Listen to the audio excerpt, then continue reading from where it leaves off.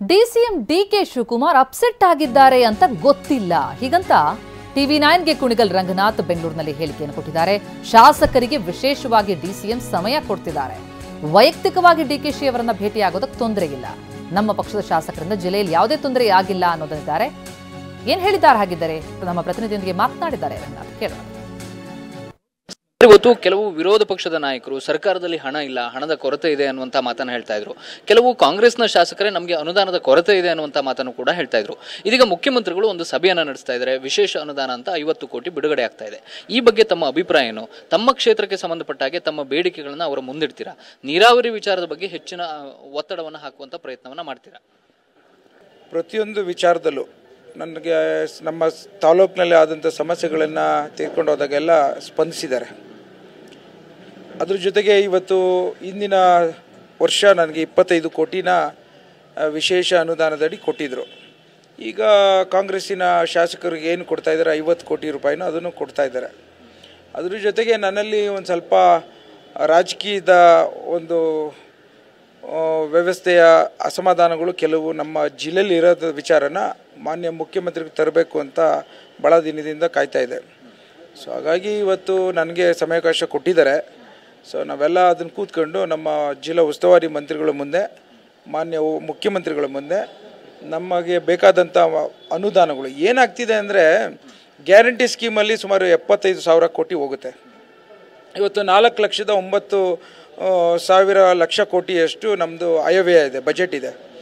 ಅಲ್ಲಿ ಎಲ್ಲರಿಗೂ ಆಸೆ, ಡಿ.ಕೆ. ಶಿವಕುಮಾರ್ ಸಾಹೇಬ್ರವರೇ, ಸಿದ್ದರಾಮಯ್ಯ ಸಾಹೇಬ್ರವರೇ, ನಮಗೆ ಇವತ್ತು ಹೇಗಾದರೂ ಮಾಡಿ ಅನುದಾನಗಳು ಭರಪೂರನೇ ತೆಗೆದುಕೊಂಡು ಹೋಗ್ಬೇಕು ಅಂತ ಎಲ್ಲ MLAಗಳು ಆಶೋತ್ತರದಲ್ಲಿ ಇದ್ದಾರಲ್ಲ, ಅದು ಒಂದು ಸ್ವಲ್ಪ ಒಂದು ಗಲಿಬಿಲಿ ಮಾಡ್ತಾಯಿದೆ ಅಷ್ಟೇ ಹೊರತು ಎಲ್ಲರನ್ನೂ ಸುಧಾರಣೆ ಮಾಡೋ ಅಂಥದ್ದು 16ನೇ ಸಲ ಫೈನಾನ್ಸ್ ಮಿನಿಸ್ಟರ್ ಆಗಿರೋಂಥ ಸಮರ್ಥರಿರೋಂಥ ಮುಖ್ಯಮಂತ್ರಿಗಳು ಇದ್ದಾರೆ.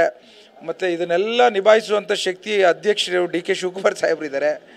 ಸೊ ಏನು ಎಲ್ಲರನ್ನೂ ಸಮಾಧಾನ ಮಾಡ್ಕೊಂಡು 2028ಕ್ಕೆ ಮತ್ತೊಮ್ಮೆ ಕಾಂಗ್ರೆಸ್ ತರೋಂಥ ಕೆಲಸವನ್ನು ಇಬ್ಬರು ಮಾಡ್ತಾರೆ ಅಂತ ನಾನು ಭಾವಿಸ್ತೇನೆ. ನಾನು ಈಗ ಜಿಲ್ಲೆಯಲ್ಲಿ ಕೆಲವು ರಾಜಕಾರಣಿಗಳು ನಿಮಗೆ ನೀರಾವರಿಯ ವಿಚಾರದಲ್ಲಿ ಸಹಕಾರವನ್ನು ಕೊಡಲಿಲ್ಲ.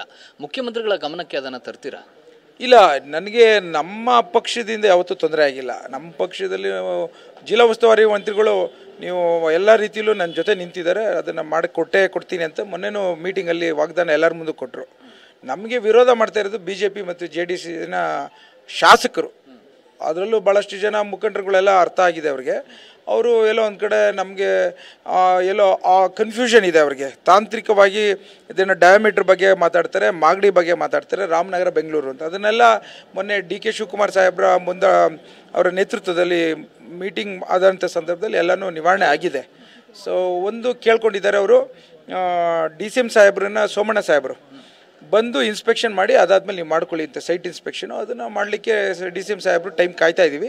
ಅವ್ರು ಬಂದಾದಮೇಲೆ ಪರಿಪೂರ್ಣತೆಯಲ್ಲಿ ಮುಂದುವರಿಯುತ್ತೆ ಹೇಮಾವತಿ ಲಿಂಕ್ ಕ್ಯಾನಲ್ ಅಂತ ನಾನು ಭಾವಿಸ್ತೇನೆ. ನಾನು ಕ್ಯಾಮರಾ ಪರ್ಸನ್ ಮಹೇಂದ್ರ ಜೊತೆ ಪ್ರಸನ್ನ ಗಾಂವ್ಕರ್, ಟಿವಿ9 ಬೆಂಗಳೂರು. ಸುರ್ಜೇವಾಲಾ ಸಭೆಗೂ ಸಿಎಂ ಸಭೆಗೂ ಸಂಬಂಧ ಇಲ್ಲ ಅಂತಿದ್ದಾರೆ ರಾಯರೆಡ್ಡಿ. ಟಿವಿ9ಗೆ ಸಿಎಂ ಆರ್ಥಿಕ ಸಲಹೆಗಾರ ರಾಯರೆಡ್ಡಿ ಅವರು ಕೊಟ್ಟಂತಹ ಹೇಳಿಕೆ ಇದು. ಸುರ್ಜೇವಾಲಾ ಅವರು ರಾಜ್ಯ ಕಾಂಗ್ರೆಸ್ ಉಸ್ತುವಾರಿ, ಸುರ್ಜೇವಾಲಾಗೂ ಅನುದಾನಕ್ಕೂ ಸಂಬಂಧವೇ ಇಲ್ಲ ಅಂತಿದ್ದಾರೆ. ಸುರ್ಜೇವಾಲಾ ಅವರ ಸಭೆಗೂ ಈ ಸಭೆಗೂ ಸಂಬಂಧವೇ ಇಲ್ಲ.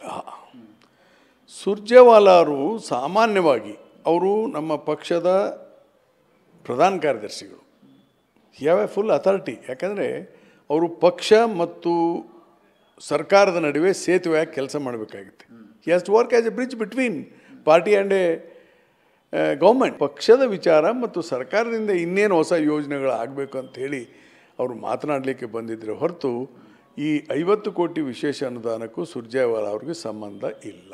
ಸುರ್ಜೇವಾಲಾ ಅವರ